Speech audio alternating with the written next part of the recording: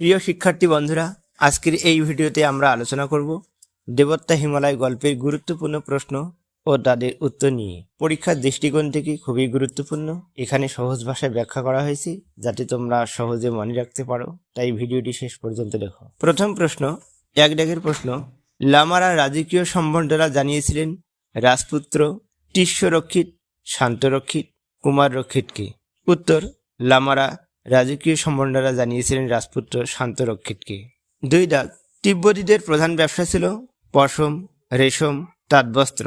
উত্তর হবে, তিব্বতীদের প্রধান ব্যবসা ছিল পশম। তিন, কালিম্পংয়ের ল্যান্ডমার্ক বড় মন্দির, বড় মসজিদ, বড় গির্জা। উত্তর হবে, কালিম্পংয়ের ল্যান্ডমার্ক বড় গির্জা। চার দাগ, রবীন্দ্রনাথের হাতে লেখক তুলে দিয়েছিলেন অমৃত বাজার পত্রিকা, যুগান্তর পত্রিকা, আনন্দবাজার পত্রিকা। উত্তর হবে, রবীন্দ্রনাথের হাতে লেখক তুলে দিয়েছেন যুগান্তর এর রবীন্দ্র জয়ন্তী সংখ্যা। পাঁচ দাগ, নবরচিত একটি কবিতা রেডিওতে আবৃত্তি করতে রবীন্দ্রনাথের সময় লেগেছিল 8 ঘন্টা 45 মিনিট 15 মিনিট। উত্তর, নবরচিত একটি কবিতা রেডিওতে আবৃত্তি করতে রবীন্দ্রনাথের সময় লেগেছিল 15 মিনিট। এর পরের প্রশ্ন সংক্ষিপ্ত প্রশ্ন উত্তর, এখান থেকে আসবেই, এর বাইরে কোনো প্রশ্ন আসবে না। প্রাচীন পথ ধরে 3 জন প্রসিদ্ধ বাঙালি অতীতে তিব্বতে গিয়েছিলেন। উত্তর, প্রাচীন পথ ধরে ঢাকা বিক্রমপুরের সন্তান অতীশ দীপঙ্কর শ্রীজ্ঞান, আধুনিক ভারতের কুলগুরু রাজা রামমোহন রায় এবং ভ্রমণ কাহিনী লেখক শরৎচন্দ্র দাস অতীতে তিব্বতে গিয়েছিলেন।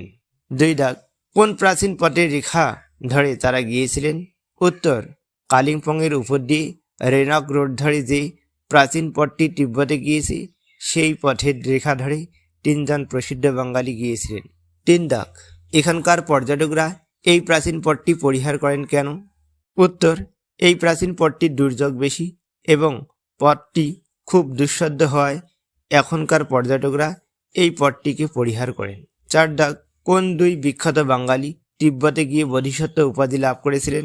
উত্তর হবে, ঢাকা বিক্রমপুরের সন্তান অতীশ দীপঙ্কর শ্রীজ্ঞান এবং যশোরের রাজপুত্র শান্তরক্ষিত তিব্বতে গিয়ে বোধিসত্ত্ব উপাধি লাভ করেছিলেন। 5 দাগ, ছদ্মবেশে কে গিয়েছিলেন তিব্বতে? উত্তর, প্রসিদ্ধ ভ্রমণ কাহিনী লেখক শরৎচন্দ্র দাস ছদ্মবেশে তিব্বতে গিয়েছিলেন।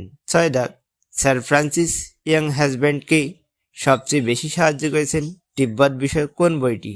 উত্তর হবে, ভ্রমণ বৃত্তান্ত বইটি, যেটি শরৎচন্দ্র দাসের লেখা। স্যার ফ্রান্সিস ইয়াং হাজব্যান্ডকে সবচেয়ে বেশি সহযোগিতা করেছিল। 7 দাগ, কালিম্পংয়ের কোথায় পড়াশোনা করে অ্যাংলো ইন্ডিয়ান ও ইংরেজ অনাথ ছেলেমেয়েরা? উত্তর, কালিম্পংয়ের গ্রেহামস হোমে অ্যাংলো ইন্ডিয়ান ও ইংরেজ অনাথ ছেলেমেয়েরা পড়াশোনা করে। 8 দাগ, গৌরীপুর প্রাসাদে কারা ছিলেন রবীন্দ্রনাথের সঙ্গী? উত্তর, গৌরীপুর প্রাসাদে বৈদান্তিক অ্যাটর্নি হীরেন দত্ত, রথীন্দ্রনাথ, প্রতিমা দেবী, অনিল চন্দ্র, মৈত্রী দেবী এবং বিচিত্রা দেবী রবীন্দ্রনাথের সঙ্গী ছিলেন। 9 দাগ, লেখকের অনুরোধে কোন পত্রিকার জন্য অনেকবার লেখা দিয়েছিলেন রবীন্দ্রনাথ?